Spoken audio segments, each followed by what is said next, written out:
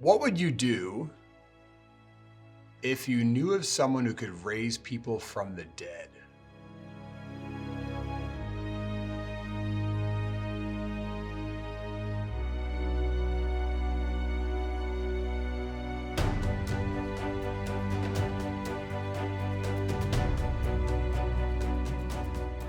Welcome to Rise Up. This is Father Jonathan Meyer, and thank you for choosing to press play on this Saturday morning.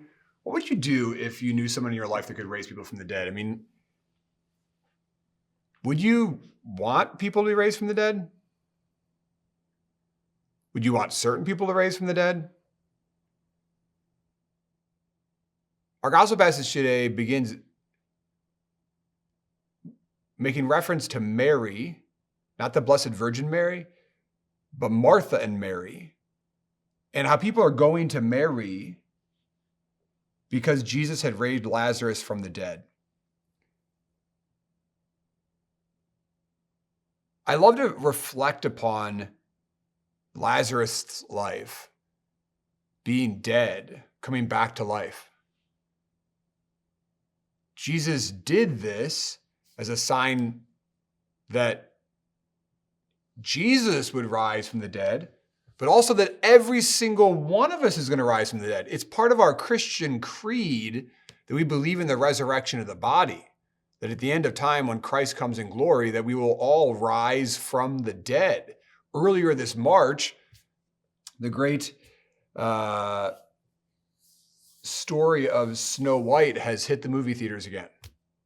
I'm not saying it's a good version. I preferred the original. But, the story of Snow White is a microcosm of the Christian life. Here's a young girl. Women are an image of the church. Here's a young girl who's doing nothing but longing for the coming of a prince. Symbolically, who is that prince? That prince is going to be Jesus. In Disney's original Snow White, the prince jumps over a wall. That's Jesus coming from heaven to earth. There's a separation, but the second person of the Most Holy Trinity enters into the life of the woman, meaning Snow White. Where's Snow White? She's at a wishing well. What's that a symbol of? Baptism. What's she singing? I'm wishing for the one I love to find me. And he finds her and he kisses her. That's the incarnation. That's his 30 years of life here on earth. And then what happens? He jumps back over the wall. That's the ascension. And then the woman, the church, is left by herself. And then what happens? All hell breaks loose. The evil stepmother, the queen, taken over by envy, which is the exact same sin of the devil. Mirror, mirror on the wall, who's the fairest of them all? Oh, it's not me. I want her dead then. It was the sin of Satan. So Snow White is smart. She is either going to fight or flight. So what does she do? She runs. Where does she run? She runs into the woods. And she's greeted by who? Oh, she's greeted by the 7 sacraments, the 7 virtues. And she enters into a covenant with them. What's that covenant? Well, the 7 dwarfs say, we'll protect you, we'll defend you from evil, which is exactly what the virtues and the sacraments do. We'll protect you, we'll defend you from evil. If what? If you, Snow White, promise to be our mother. What is the church? What is the feminine? Mother. So, seems like things are going to be fine now. Until what? Well, Satan doesn't stop. Satan doesn't give up. And so, the queen puts in a disguise.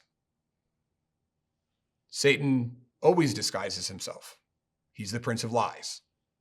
And then, lo and behold, Satan is up to his old tricks. So what does Satan present to the woman? What does Satan present to the woman? An apple. And what does she do? She takes a bite out of it. What happened in the book of Genesis? A woman took a bite out of an apple presented to her by Satan. By the way, what's in the back of your phone? That's right, an apple with a bite taken out of it. and we wonder why our phones have enslaved us. So then what happens? She eats the apple, right? And then she dies. No, she doesn't die. She what? She falls asleep. She falls asleep until what? She falls asleep until the second coming of the prince. Who is the prince? Jesus. And now at his second coming, what happens? He kisses her. She comes back to life. She rises from the dead.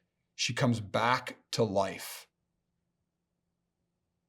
Just as Lazarus came back to life as the second coming of the prince, as Jesus calls him out of the grave, which will happen to every single one of us.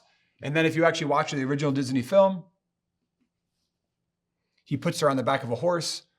They ride off, and the last closing scene as they're riding off is a castle made out of clouds in the sky because he's ultimately taking her to heaven. That's the true Snow White. The Snow White is a microcosm of God's plan for you and for me, which is resurrection, which is that, yes, we might fall asleep in death, but we will rise again at the second coming of the Prince. What if you knew someone that could raise people from the dead? Oh yeah, you do. His name is Jesus. He's the Prince of Peace, and he's going to come again. Let's keep our eyes focused on hope. Let's keep our eyes focused on resurrection. Let's keep our eyes focused on the Lord, because he is going to come. Amen.